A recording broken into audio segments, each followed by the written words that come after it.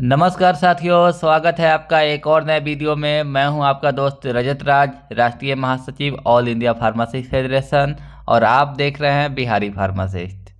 तो आइए शुरू करते हैं। देखिए, बहुत सारे छात्रों का एक समस्या था कि हम एग्ज़ाम तो पास कर गए हैं लेकिन रजिस्ट्रेशन नहीं हो पाया है। तो इसी समस्या को लेके आज हम लोग इस वीडियो को बनाए हैं और इस पे हम लोग बात करते हैं। तो आइए शुरू करते हैं। तो देखिए, बिहार तकनीकी सेवा आयोग द्वारा जो भी विज्ञापन प्रकाशित किया गया था उसका एक डेडलाइन था कि इतने तारीख तक आपका रजिस्ट्रेशन हो जाना चाहिए। उसके बाद जो राहत दी गई थी उसमें ये कहा गया था कि कम से कम आवेदन की जो अंतिम तिथि थी उस समय तक आप जो है अप्लाई कर दिए हों काउंसिल में, संबंधित काउंसिल में, चाहे आप फार्मासिस्ट के हो, चाहे स्टाफ नर्स के हो, चाहे डेंटिस्ट के हो, या अन्य कोई संपर्क के हो, या डॉक्टर्स हो। तो उस समय तक आपको काउंसिल में कम से कम अप्लाई किया हुआ होना चाहिए और उसके बाद आपका जो है डॉक्यूमेंट वेरिफिकेशन तक रजिस्ट्रेशन हो जाना चाहिए था। लेकिन कई मरतबा ऐसा हुआ नहीं है और लोग जो है नहीं करा पाए रजिस्ट्रेशन, जिसके कारण से उनको ऑनलाइन स्क्रूटनी में या डॉक्यूमेंट वेरिफिकेशन में बाहर कर दिया गया। हालांकि उनको कॉल लेटर दे के बुलाया तो गया था, उनका सारा डॉक्यूमेंट भी वेरीफाई कर दिया गया, लेकिन उनको बाहर कर दिया गया बाद में। वैसे लोगों ने जाके फिर कोर्ट का शरण लिया और जो जजमेंट आया है उसके बेस पे उनको योग्य कर दिया गया है। तो देखिए, ये है कहानी रोशन कुमार बनाम जो है स्टेट ऑफ बिहार का। वो लगभग मेडिकल में ही नहीं, ये तो स्पेशलिस्ट मेडिकल ऑफिसर का है, लेकिन अन्य सभी बहालियों में यही हाल है। तो देखिए, अभी क्या है कि अभी स्वर्णिम समय है।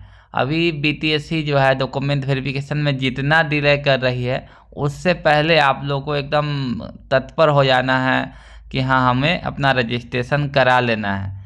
और उससे पहले आप लोग रजिस्ट्रेशन अपना करवा ही लीजिए और डॉक्यूमेंट वेरिफिकेशन तक आप जो है अपना रजिस्ट्रेशन करवा लेते हैं तो आपको नियुक्ति में शामिल होने का मौका मिल जाएगा। और अभी आप लोगों को केस के बारे में भी नहीं सोचना है। बहुत सारे छात्र जो है एग्रेसिव होके बोलते हैं कि हम केस कर देंगे। केस हर चीज़ का सॉल्यूशन नहीं है, उसका भी तार्किक मुद्दा है। अगर सीटें खाली रहती है तभी आपकी नियुक्ति हो पाएगी। इसके लिए पहले डॉक्यूमेंट वेरिफिकेशन होना ज़रूरी है। तो पहले डॉक्यूमेंट वेरिफिकेशन हो जाने दीजिए, उसके बाद आप यह दलील कोर्ट में दे सकते हैं कि यहाँ पे सीट खाली है, हमने एग्ज़ाम पास किया है तो मेरा भी ज्वाइनिंग होना चाहिए। और यकीन मानिए ऐसा हुआ है। और ये जो है स्पेशलिस्ट मेडिकल ऑफिसर के सभी वैकेंसी में हुआ है, जनरल मेडिकल ऑफिसर के वैकेंसी में भी इस प्रकार की चीज़ें आई हैं। तो ये जो है आप लोग को बहुत जानना ज़रूरी है, धैर्य के साथ आप लोगों को काम करना है, क्योंकि आपने एग्ज़ाम तो पास किया है लेकिन आपसे पहले कोई रजिस्ट्रेशन कराया है तो उसका प्राइमरी हक बनता है इस वैकेंसी पे। आपने बाद में कराया है, अगर सीट खाली है तो आपका भी हक होगा, लेकिन आपसे पहले वाले को बाहर नहीं किया जा सकता। इसलिए आपको समझना होगा चीज़ों को और इस अनुसार से ही काम होगा। तो जो भी लोग हैं जो नियमावली के कारण से या वैकेंसी में डेडलाइन को लेके परेशान हैं, तो उनको परेशान होने की ज़रूरत नहीं है। आपको जो है डॉक्यूमेंट वेरिफिकेशन से पहले अपना रजिस्ट्रेशन करा लेना है, चाहे आप फार्मासिस्ट के हों, स्टाफ नर्स के हो, डेंटिस्ट के हों, या अन्य कोई भी कोर्स के हों जिनको रजिस्ट्रेशन कराना ज़रूरी हो। देखिए, रजिस्ट्रेशन मैं प्रोफेशनल रजिस्ट्रेशन की बात कर रहा हूँ, कोर्स के रजिस्ट्रेशन की बात नहीं कर रहा हूँ। देखिए, फार्मेसी हो या फिर स्टाफ नर्स हो, उन लोगों को प्रैक्टिस करने के लिए रजिस्ट्रेशन ज़रूरी होता है और उनका काउंसिल होता है। बिहार में अभी पारा मेडिकल का कोई काउंसिल नहीं, इसलिए पारा मेडिकल का रजिस्ट्रेशन बिहार में नहीं होता है। लेकिन जल्द ही हेल्थ एलाइड काउंसिल बिहार में भी गठन होने वाला है, तो पारा मेडिकल का भी रजिस्ट्रेशन आने वाले भविष्य में होगा।